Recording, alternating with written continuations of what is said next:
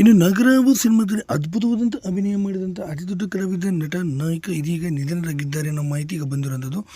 ಇದ್ರ ಬಗ್ಗೆ ಸಂಪೂರ್ಣ ಮಾಹಿತಿ ನಿಮಗೆ ಕೊಡ್ತೀನಿ. ಅದಕ್ಕೂ ನಮ್ಮ ಚಾನಲ್ಸ್ ಕೂಡ ಸಬ್ಸ್ಕ್ರೈಬ್ ಮಾಡಿಸಿದ್ರೆ ಇನ್ನು ನಗರವು ಸಿನಿಮಾ ಅತಿ ದೊಡ್ಡವಾದಂಥ ಸಿನಿಮಾ ಅಂತಲೂ ಕೂಡ ಹೇಳ್ಬೋದು. ಇನ್ನು ಈ ಸಿನಿಮಾದಲ್ಲಿ ಪ್ರಮುಖವಾದ ಪಾತ್ರವನ್ನು ನಿಭಾಯಿಸಿದಂಥ ನಟ ನಾಯಕ ಅಂತ ಹೇಳ್ಬೋದು.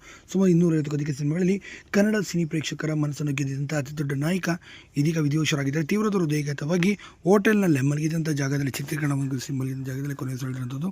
ಅವರು ಬೇರೆ ಯಾರಲ್ಲ, ಡಾಕ್ಟರ್ ವಿಷ್ಣುವರ್ಧನ್ ಅವರು ಅಂತ ಹೇಳ್ಬೋದು. ಅದು ಡಾಕ್ಟರ್ ವಿಷ್ಣುವರ್ಧನ್ ಅವರು ಇದೀಗ ಮುಂಜಾನೆ 3:30 ಸುಮಾರಿನಲ್ಲ ಕೊನೆಯುಸಿರೆಳೆದಿದ್ದಾರೆ ಎಂಬ ಮಾಹಿತಿ ಈಗ ಬಂದಿರುವಂಥದ್ದು.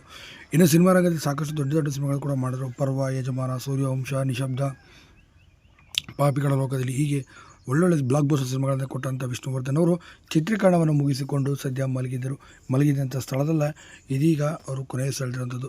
ಇನ್ನು ಅಲ್ಲೇ ಇದ್ದಂಥ ಸೆಟ್ನ ಬಾಯ್ಸ್ ಎಲ್ಲ ಇಷ್ಟೊತ್ತಾದರೂ ಸಾಹೇಬ್ರು ಎದ್ದಿಲ್ವಲ್ಲ ಅಂತ ಹೋಗಿ ಎಬ್ಬರಿಸಂತೂ ಹೋಗಿದ್ದಾರೆ. ಆ ಸಂದರ್ಭದಲ್ಲಿ ಅಣ್ಣ ಎದ್ದೇಳ್ತಿಲ್ಲ ಅಂತ ಹೇಳಿ ನೋಡಿದಾಗಲೇ ಗೊತ್ತಾಗಿದ್ದು ಹೃದಯಾಘಾತದಿಂದ ಕೊನೆಯುಸಿರೆಳೆದು ಸಾಕಷ್ಟು ಸಮಯನೇ ಕಳೆದು ಹೋಗಿತ್ತು ಅಂತ.